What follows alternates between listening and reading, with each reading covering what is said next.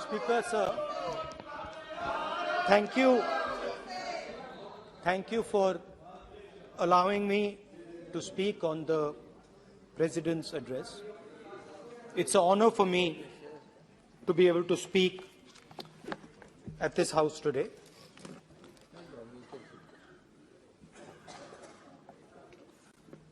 जैसे आप सबको मालूम है, पिछले 4 महीनों में हम भारत जोड़ो यात्रा कन्याकुमारी से लेकर कश्मीर तक हम पैदल चले।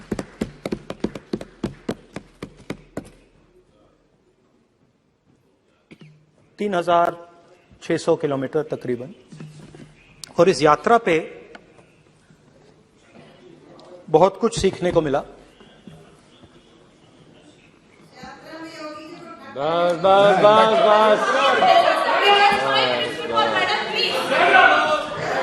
इस यात्रा में बहुत कुछ सीखने को मिला और जो जनता की आवाज, हिंदुस्तान की आवाज है, उसको गहराई से सुनने का मौका मिला।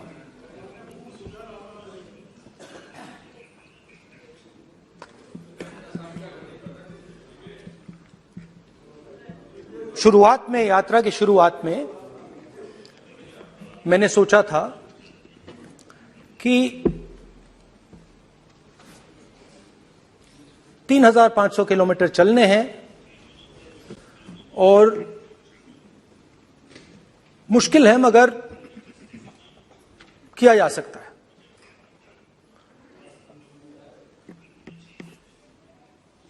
आप भी राजनेता हो, हम भी राजनेता हो हैं। हाँ, सेवक कह लीजिए। और नॉर्मली आजकल की राजनीति में जो हमारी पुराना ट्रेडिशन था पैदल चलने का, वो आजकल हम सब लोग, हम भी आप भी, उस ट्रेडिशन को शायद भूल गए या उसका हम पालन नहीं करते। मैं भी उसमें शामिल था, आप भी उसमें शामिल हैं। हम सब, कोई गाड़ी में जाता है, कोई हवाई जहाज में जाता है, कोई हेलीकॉप्टर में जाता है, मगर पैदल कम चलते हैं। ठीक है, ठीक है। और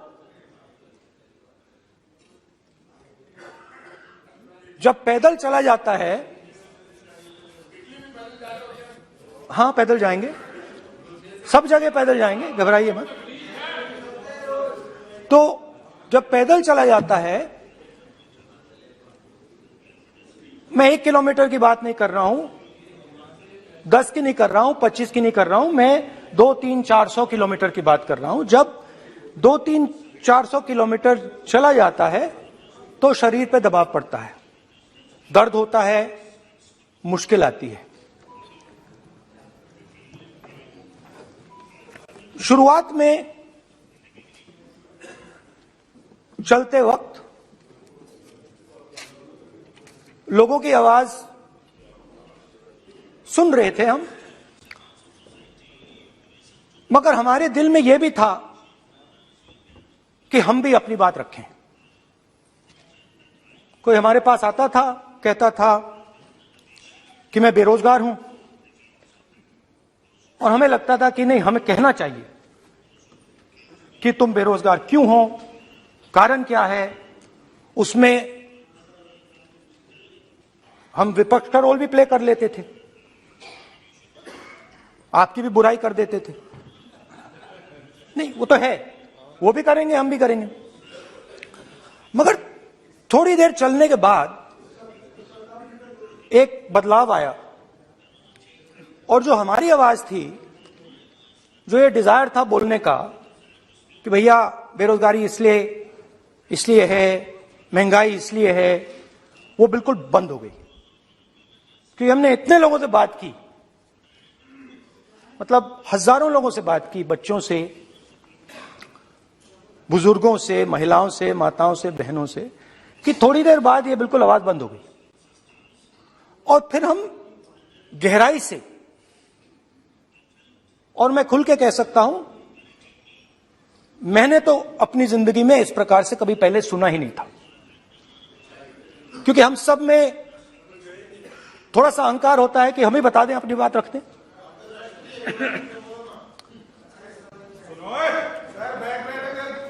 तो आस्ते आस्ते जब हम चले 500-600 किलोमीटर बाद, जनता की आवाज गहराई से सुनाई देने लगी। और एक प्रकार से यात्रा, इंडिविजुअल्स नहीं, यात्रा हमसे बोलने लगी। नहीं, गहरी बात है, समझ नहीं आएगा। आप समझने की कोशिश करो। यात्रा हमसे बोलने लगी। 200 किलोमीटर आप चलने की कोशिश करिए, पता चल जाएगा। और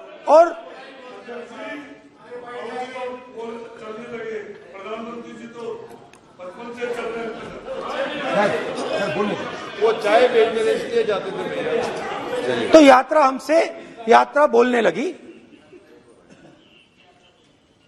कोई आता था, कहता था, युवक आता था, कहता था मैं बेरोजगार हूं। हम सवाल पूछते थे, क्या पढ़ा आपने? इंजीनियरिंग की, अब क्या करते हो? कोई कहता था मैं बेरोजगार हूं, कोई कहता था मैं उबर चलाता हूं, कोई कहता था मैं मजदूरी करता हूं। किसान आए हजारों। प्रधानमंत्री बीमा योजना की बात की कि हम पैसा भरते हैं, तूफान आता है, आंधी आती है, पैसा गायब हो जाता है।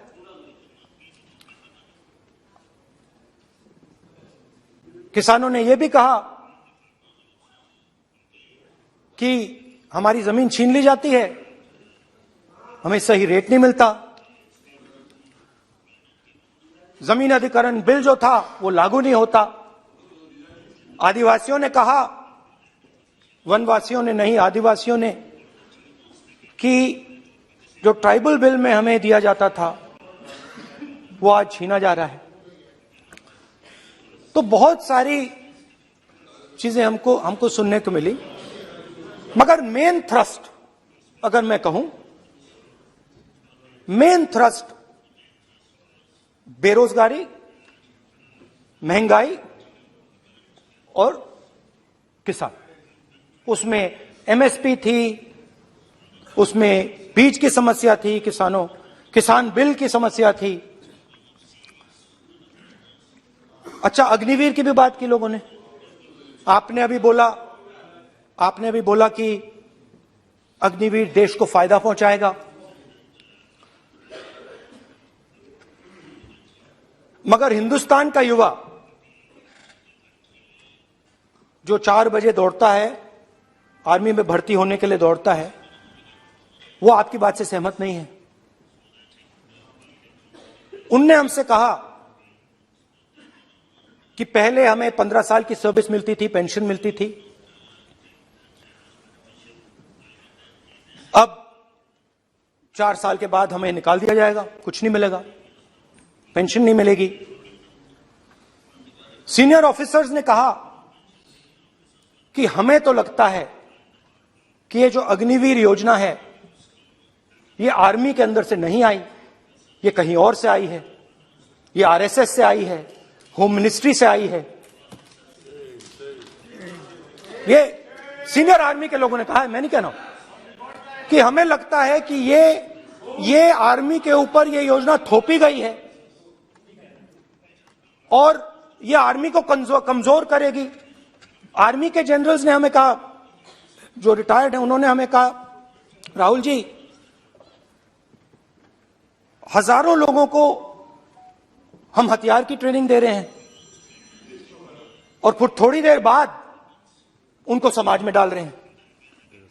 बेरोजगारी है, समाज में हिंसा बढ़ेगी।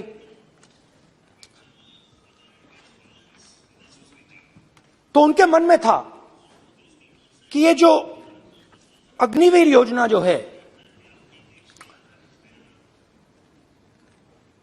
ये आर्मी के अंदर से नहीं आई है। और मुझे नाम भी बताया कि अजीत डोभाल जी ने ये योजना आर्मी पे थोपी है। क्यों नहीं ले सकते? क्यों नहीं ले सकते? बिल्कुल ले सकते हैं, पार्लियामेंट में थोड़ी है वो। क्यों नहीं ले क्यों नहीं ले सकते? क्या बात कर रहे हैं? सवाल ये तर्क है, बाद में अडानी के लिए भी यही बोलने वाले हैं, फिर ये तर्क है इनका। तो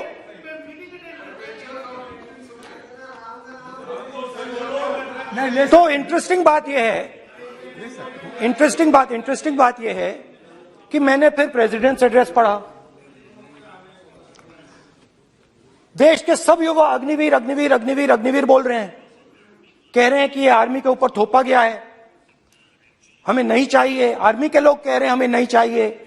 जैसे मैंने कहा, आर्मी को लगता है कि होम मिनिस्ट्री ने इनके ऊपर थोपा है, आरएसएस ने ये उनके ऊपर थोपा है।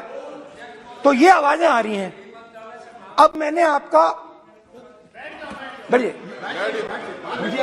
अब बैठिए, कौन सा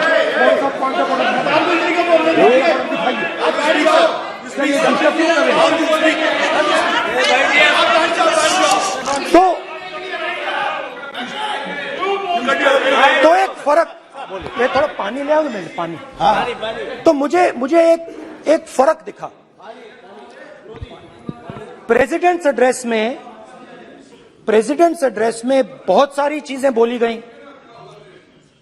अग्निवीर के लिए एक लाइन थी, एक शब्द, एक बार अग्निवीर शब्द का प्रयोग किया गया, और वो भी अग्निवीर योजना हमने दी, उससे ज्यादा कुछ नहीं बोला। कहां से आई, कौन लाया, किसको फायदा होगा, ये नहीं बोला। बेरोजगारी शब्द ही नहीं था उसमें। आपने देखा होगा, बेरोजगारी शब्द ही नहीं था प्रेसिडेंट एड्रेस में। महंगाई शब्द ही नहीं था। तो जो यात्रा में हमें सुनने को मिला, अग्निवीर, महंगाई, किसान, बेरोजगारी, प्रेसिडेंट एड्रेस में था ही नहीं। उस पे नहीं है। तो ये मुझे थोड़ा अजीब लगा कि जनता कुछ कह रही है और प्रेसिडेंट्स एड्रेस में कुछ और सुनाई दे रहा है। अच्छा, एक और चीज हमें बताई गई। तमिलनाडु से लेकर केरला, महाराष्ट्र, मध्य प्रदेश, सब जगह एक नाम सब जगह हमें सुनने को मिला, अदानी। यह नाम पूरे हिंदुस्तान में, केरल में, तमिलनाडु में, महाराष्ट्र, कर्नाटका, हिमाचल, कश्मीर, सब जगह अदानी अदानी अदानी अदानी अदानी।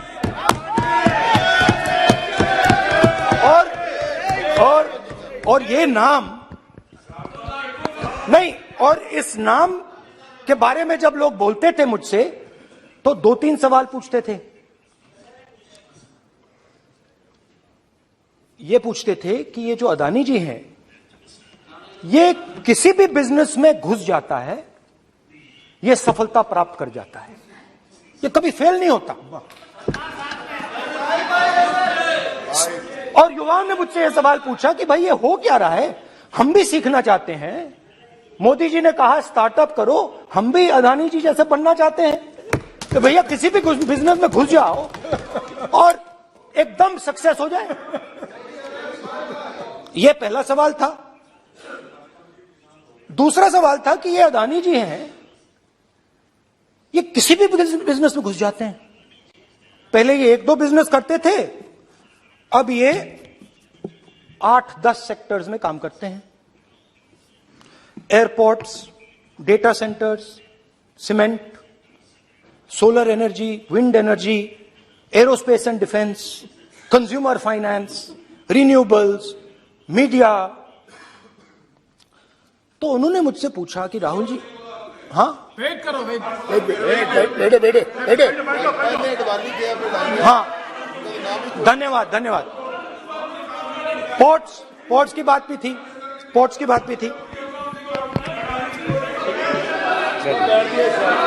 ये भी सवाल पूछा, ये भी पूछा कि भैया एक बात बताइए, राहुल जी बताइए हमें कि अदानी जी का जो नेटवर्थ है वो 3 साल के अंदर, नहीं सॉरी 2014 से लेकर 2022 तक ये $8 बिलियन से $140 बिलियन कैसे हो गया? कैसे हुआ? मोदी कैसे? मोदी है तो मुमकिन ये 2014 में अगर आप दुनिया की, मुस्कुरा रहे हैं आप, बीजेपी में है ना आप, तो ये लिस्ट आती है, एक लिस्ट आती है दुनिया के सबसे अमीर लोगों की। इस पे ये 609 नंबर पे थे 14 में। 609 पीछे बिल्कुल। पता नहीं जादू हुआ, दूसरे नंबर पे पहुंच गए। मोदी है तो मुमकिन है।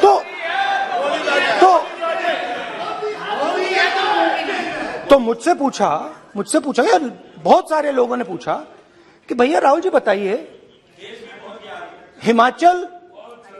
हिमाचल में सेब की बात होती है अदानी जी, कश्मीर में सेब की बात होती है अदानी जी, पोर्ट्स की बात होती है अदानी जी, एयरपोर्ट्स की बात होती है अदानी जी, इंफ्रास्ट्रक्चर, अच्छा हम सड़क पे चल रहे हैं, मैं पूछूं किसने बनाई? अदानी जी। तो लोगों ने यह भी पूछा कि राहुल जी ये जो अदानी जी जो हैं, इनकी सफलता कैसे हुई? ये इतने बिजनेसेस में कैसे घुस गए? इतनी सफलता कैसे प्राप्त हुई? और सबसे जरूरी सवाल, इनका हिंदुस्तान के प्रधानमंत्री के साथ क्या रिश्ता है और कैसा रिश्ता है? देश जानना चाहता है, तो देश जानना चाहता है। ये देखिए रिश्ता, ये देख लीजिए, प्लीज पोस्टर माननीय ये देख लीजिए सदस्य पब्लिक में सर। नहीं स्पीकर सर, वो फोटो है सर, वो पोस्टर नहीं है। आप वरिष्ठ सदस्य हैं, प्राइम मिनिस्टर की पोस्टर और फोटो है फोटो सर, उसके नियम में बहुत नहीं है, उनका आप अच्छा चेहरा सदन ने दिख रहा नियम है। बनाया है। उनके वहां पे, उनके पीछे अदानी का लोगो है, अदानी जी के हवाई जहाज में घुस रहे हैं। तो मैंने सोचा कि आज के प्रेसिडेंट्स एड्रेस में मैं थोड़ा जो नरेंद्र मोदी जी का और अदानी जी का रिश्ता है उसके बारे में आपको थोड़ा बता देता हूं। प्लीज प्लीज बताइए बताइए। तो वो आप बता देना।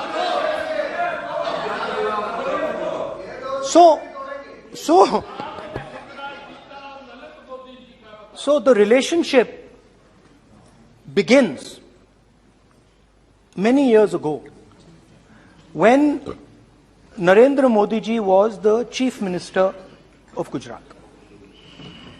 And when most of India's business was asking questions of the Prime Minister, was against the Prime Minister, one man stood shoulder to shoulder with the Prime Minister.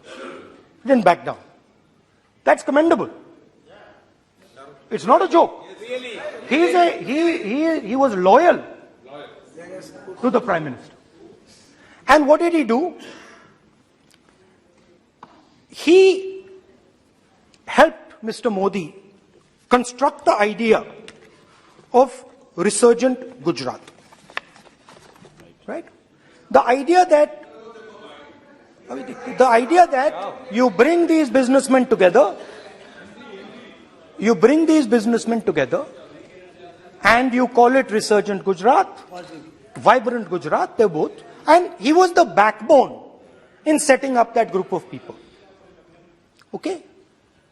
And the result of that was tremendous growth of his businesses in Gujarat.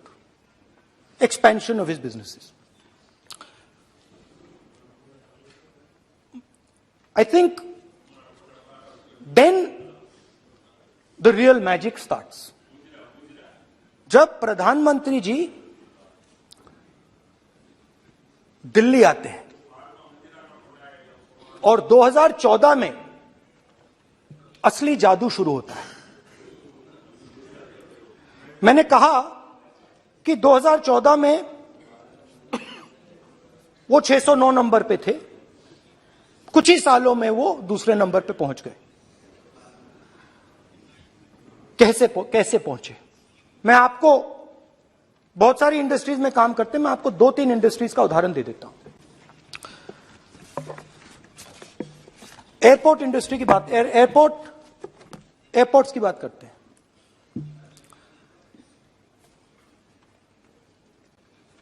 कुछ साल पहले सरकार ने हिंदुस्तान के airports को develop करने के लिए दिया।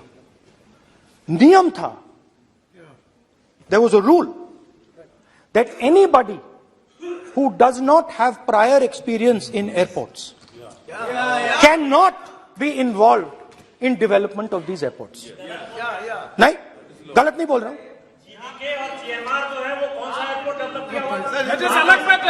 आप बैठ जाइए।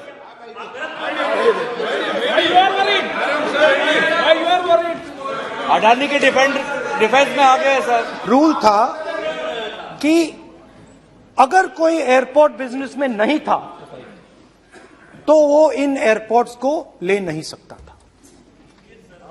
इस रूल को हिंदुस्तान की सरकार ने बदला। किसी ने भी बनाया हो रूल था, किसी ने भी बनाया हो रूल था। रूल बनाया किसने बात नहीं है, रूल बदला किसने बात है। रूल बदला गया और किसके लिए? अडानी से अडानी किसने किया है?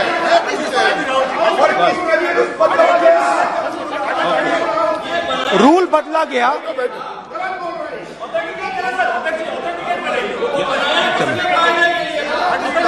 सर पार्लियामेंट्री अफेयर्स चलता रहेगा क्या सर? आप पार्लियामेंट्री अफेयर्स मिनिस्टर से रूल को बदला गया। सर बोलने दीजिए। करना चाहिए सर, ऑथेंटिकेट करना चाहिए। चलिए तो ये रूल बदला गया। उस समय मीडिया में इसके बारे में चर्चा हुई थी। रूल बदला गया और अदानी जी को 6 एयरपोर्ट्स दिए गए। उसके बाद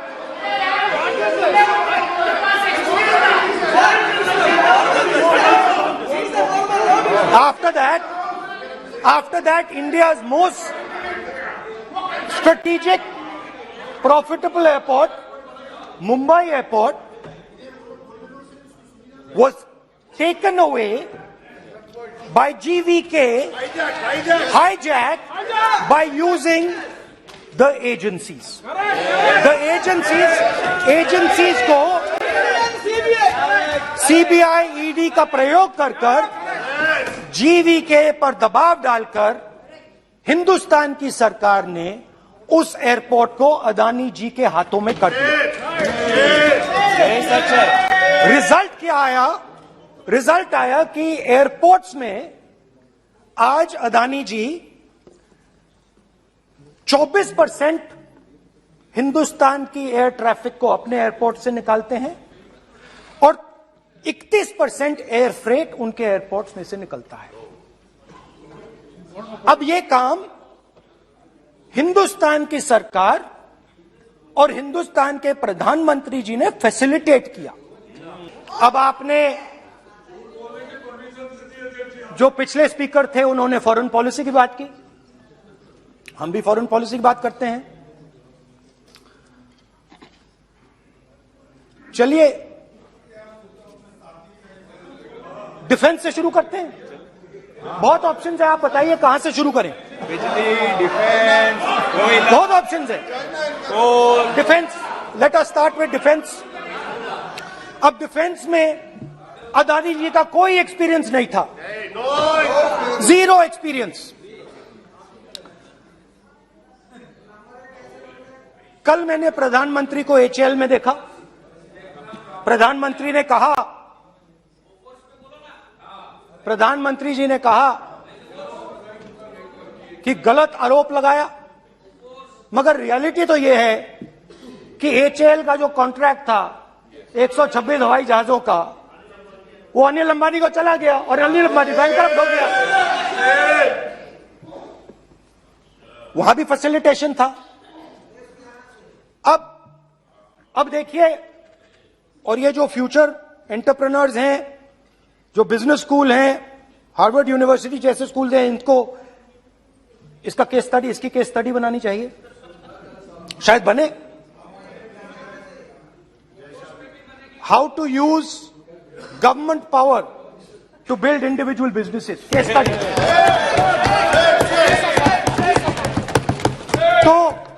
तो अब देखिए, अदानी जी की डिफेंस में इंटरेस्ट देखिए।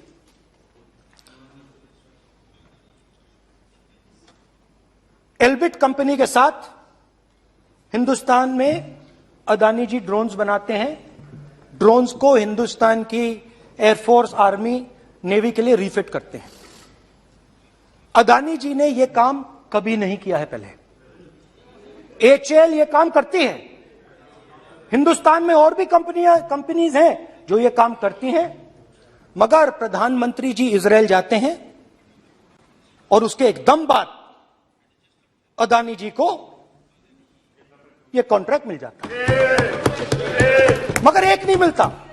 ये मत सोचिए कि ये सिर्फ एक कंपनी की बात हो रही है, ये इंडस्ट्रीज की बात होती है यहां पे। जैसे मैंने आपको दिखाया, एयरपोर्ट का पूरा सिस्टम उठा के ले गए, 30% मार्केट शेयर एयरपोर्ट में ले गए, वैसे ही डिफेंस में करा। तो 4 डिफेंस की इनके पास कंपनीज हैं। यह काम इन्होंने कभी नहीं किया। स्मॉल आर्म्स, जिसमें टवॉर है जो हमारी स्पेशल फोर्सेस यूज करती है, आर्मी यूज करती है, जिसमें गलील स्नाइपर राइफल है, ये सब अदानी जी बनाते हैं। सीधा स्ट्रेट इजरायल में प्राइम मिनिस्टर जाते हैं, प्राइम मिनिस्टर के साथ वहां पे मतलब बीच में पैदल चलते हैं और फिर जादू से पीछे से इंडिया का फर्स्ट कॉम्प्रिहेंसिव एमआरओ मिल जाता है मेंटेनेंस के लिए, जहाजों के मेंटेनेंस के लिए। स्मॉल आर्म्स का बिजनेस मिल जाता है, इजरायली जो ड्रोन्स हैं उसका बिजनेस मिल जाता है। मतलब जो हिंदुस्तान और इजरायल का डिफेंस का रिश्ता है वो पूरा का पूरा अदानी जी के हाथ में चला जाता है, खत्म कहानी। हाँ, उसमें पेगासस भी है, तो पता नहीं वहां से क्या मतलब पेगासस कैसे आया, क्या हुआ, किसने दिया। अच्छा, एक और बड़ी इंटरेस्टिंग चीज है, एक कंपनी है अल्फा डिफेंस, जो डिफेंस इलेक्ट्रॉनिक्स का काम करती है, एवियोनिक्स का काम करती है और बहुत स्ट्रेटेजिक कंपनी है। वो भी अदानी जी के हवाले कर दी गई, अदानी जी ने एक्वायर कर लिया। तो आपने देखा कि एयरपोर्ट्स का बिजनेस 30% मार्केट शेयर, हिंदुस्तान और इजरायल का जो वेपन्स का बिजनेस है 90% उठा के ले गए। एक विजिट फॉरेन पॉलिसी, ये है फॉरेन पॉलिसी। चलिए, अब मैंने आपको इजरायल की बात बताई, ऑस्ट्रेलिया चलते हैं। कोयला ऑस्ट्रेलिया चलिए। ऑस्ट्रेलिया में प्रधानमंत्री जाते हैं। आप बोलिए। सर, स्पीकर सर, प्रधानमंत्री जी ऑस्ट्रेलिया जाते हैं और जादू से State Bank of India $1 billion loan Adani ji को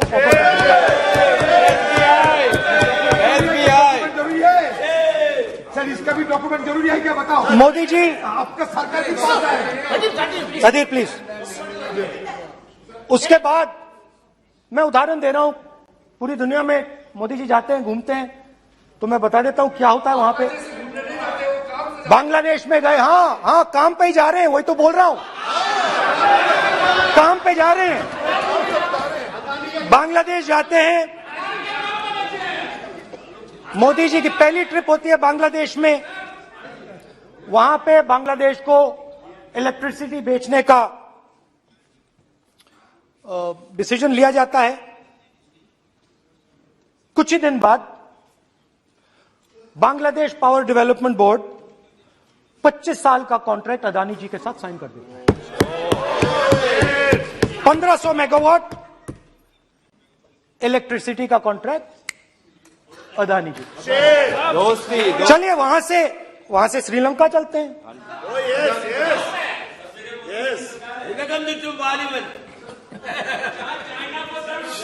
जून 2022 में chairman of Sri Lanka Ceylon electricity board MMC Fernando informed a parliamentary committee in Sri Lanka in open hearing that he was told by President Rajapaksa that PM Modi pressured him to give the wind power project directly to Mr. Adani.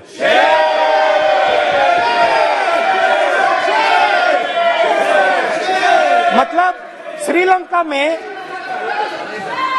Sri Lanka electricity board के chairman कहते हैं कि उन्होंने राजापाक्सा जी ने कहा कि हिंदुस्तान के प्रधानमंत्री ने उनको कहा है कि ये विंड पावर का प्रोजेक्ट है, ये अदानी जी को देना है।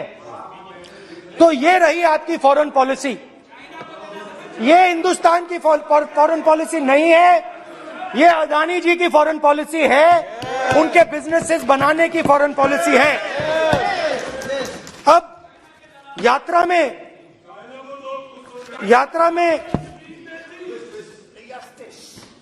में मुझसे 2-3 और सवाल पूछे गए।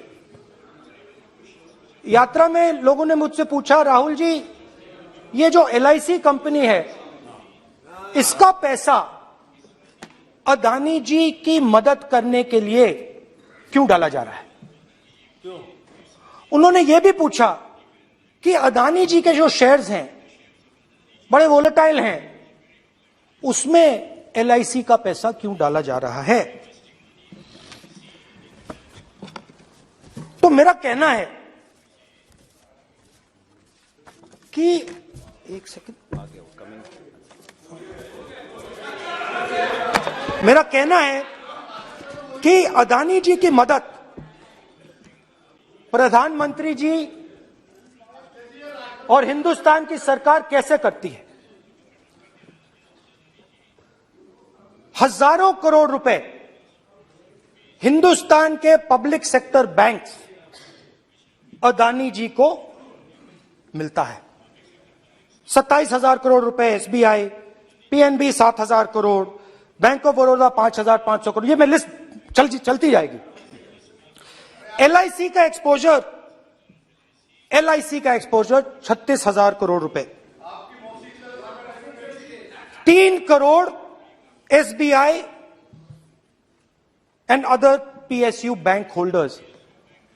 Money is going to Mr. Adani and to finance.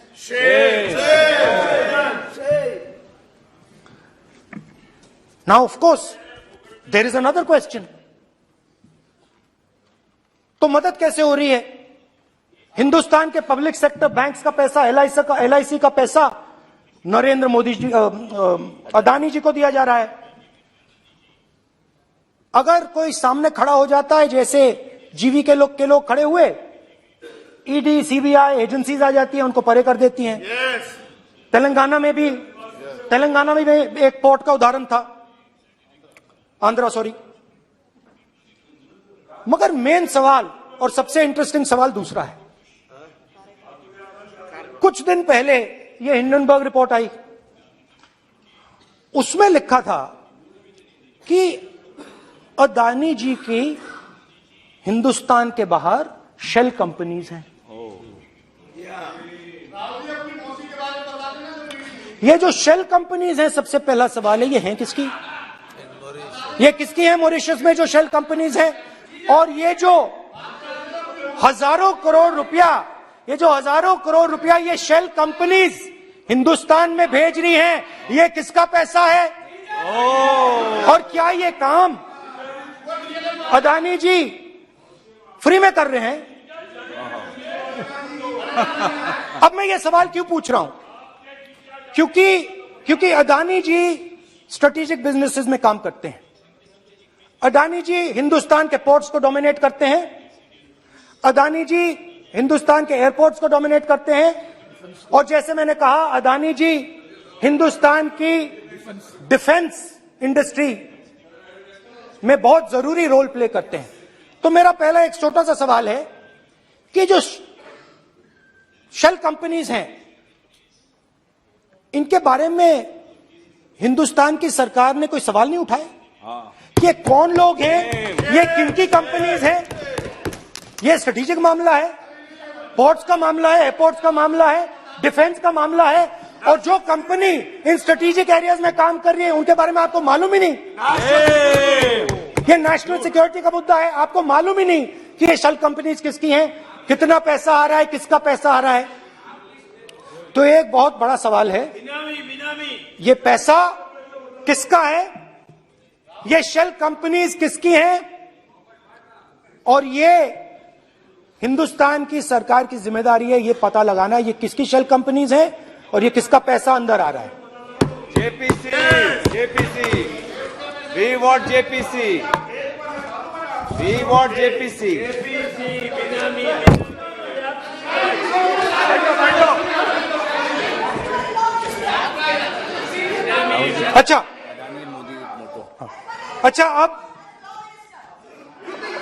अच्छा अब चलिए छोटा सा बजट के बारे में बता देता हूं। 2022 में अदानी जी अनाउंस करते हैं कि वो $50 बिलियन इन्वेस्ट करेंगे to build the world's largest green hydrogen ecosystem. और इस बजट में बीजेपी की सरकार निर्मला सीतारमण जी कहती हैं हम ग्रीन हाइड्रोजन के लिए बहुत ह्यूज इंसेंटिव्स देंगे, 19,700 करोड़ रुपए हम ग्रीन हाइड्रोजन के लिए देंगे, मतलब अदानी जी को देंगे। जुगलबंदी बजट में अदानी जी के लिए 50 नए airport, coastal shipping, horticulture, grain storage, ये सब काम आप कर रहे हैं। तो मेरे सिर्फ कल प्रधानमंत्री जी कल भाषण देंगे, मेरे उनसे 2-3 छोटे से सवाल हैं। मेरा प्रधानमंत्री जी से 2-3 सवाल हैं।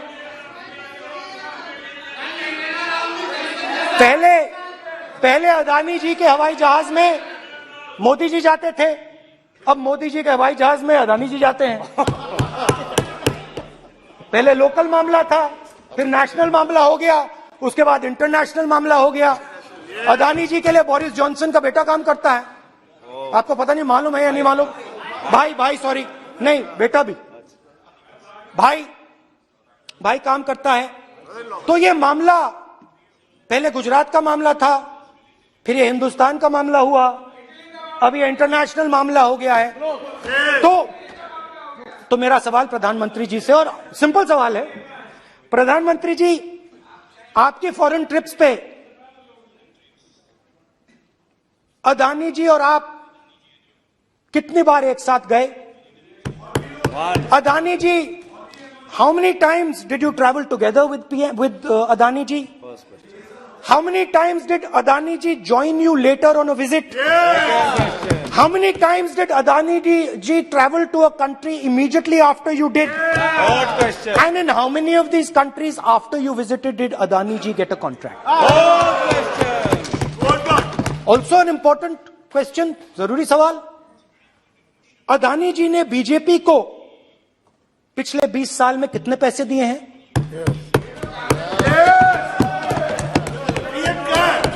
इलेक्टोरल बॉन्ड्स में कितना पैसा दिया है?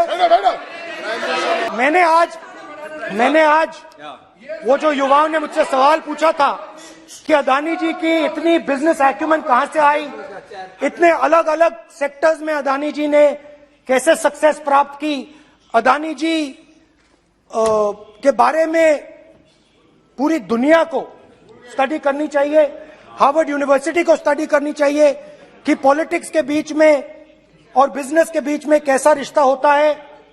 India is a case study and prime minister Narendra Modi should be given a gold medal in this.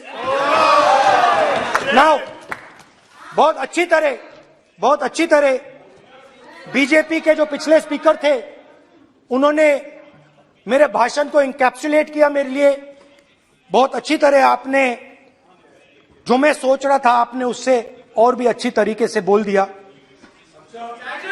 Coming together is a beginning, Adani और keeping together is progress, working together is success. Adani ji and Narendra Modi ji, thank you.